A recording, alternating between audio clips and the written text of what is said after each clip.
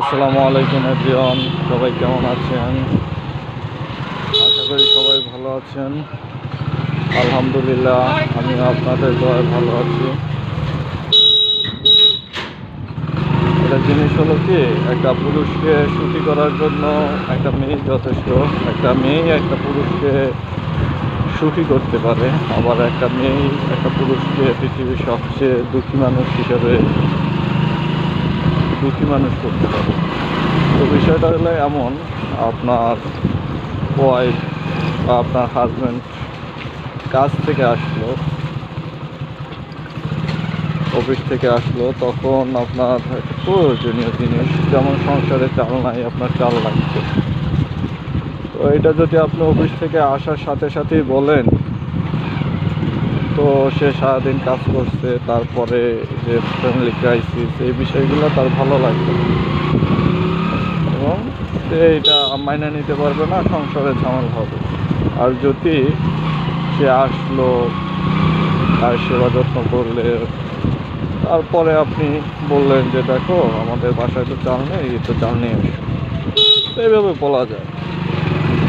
আর এখনকার কিছু আপুরা এইভাবে কথাটা বলে যে অফিস থেকে আসছে, চাল নাই, এটা তো পরের কথা, ওই পাশের বাসার ভাবি কি করছে, কি ড্রেস কিনছে, ওইটা নিয়ে আইসা দাঁড়াইতে পারে না, আর আগেই এই তুমি কি করছো, আমার এইটা দাও না, ওইটা দাও না, এরকম আর কি।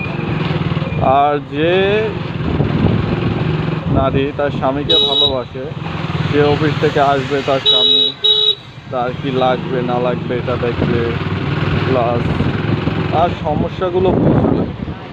সে যেটুকু পারবে, তার চাহিদা যেটুকু আছে তার স্বামী এমনিতেই পূরণ করে, কারণ তার স্বামীও তাকে ভালোবাসে, এটা মানতে হবে। আর সেও চায় তার স্ত্রীকে ভালো কিছু দেওয়ার জন্য।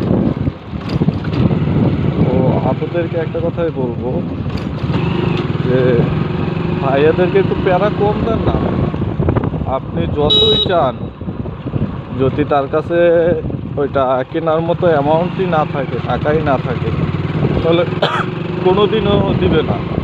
আর যদি আপনি টাইমে সময় না বুঝে আজ বলতে থাকেন যে আমার এইটা দাও ওইটা দাও, তাহলে আপনার উপরে তার আরও মন খারাপ হবে, আপনাকে আরও কিছু দিবে না। যেটুকু দেওয়ার ইচ্ছা আছে, যেটুকু আপনি প্রাপ্য, ওটুকু দেবে না। কারণ তাদের, সে আপনার চেহারা দেখলেই তার মেজাজ গরম হয়ে যায় যে সারাদিন পেইং দেয়। তো চেষ্টা করবেন ভালোবেসে একটা জিনিস চাওয়ার জন্য, তার মোটিভ বুঝে, তার মন এখন কেমন আছে সেইটা বুঝে চাইবেন, অবশ্যই দেবেন। আর তা না বুঝে আপনি খালি ঢালাওভাবে এটা লাগবে ওটা লাগবে, এটা নাই, সংসারে অশান্তি, এরকম করে আসলে লাভ নাই। আগে আপনার হাজব্যান্ডের মন দেখবেন, তারপর কিছু লাগলে চাইবেন, ঠিক আছে? তো আজকের জন্য ভিডিওটা এই জায়গায় শেষ করছি। সবাই ভালো থাকবেন এবং আমার জন্য দোয়া করবেন। ভিডিওটি ভালো লাগলে লাইক কমেন্ট শেয়ার করে পাশে থাকবেন। আসসালামু আলাইকুম।